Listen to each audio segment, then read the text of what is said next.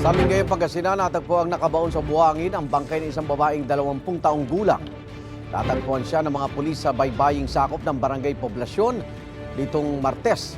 Isang araw matapos siyang ideklarang nawawala. Nakitaan siya ng sugat sa ulo.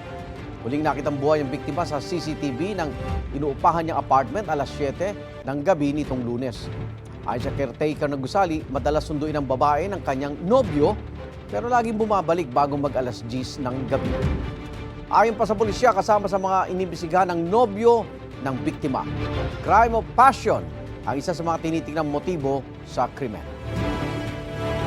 Igan, mauna ka sa mga balita. Mag-subscribe sa GMA Integrated News sa YouTube.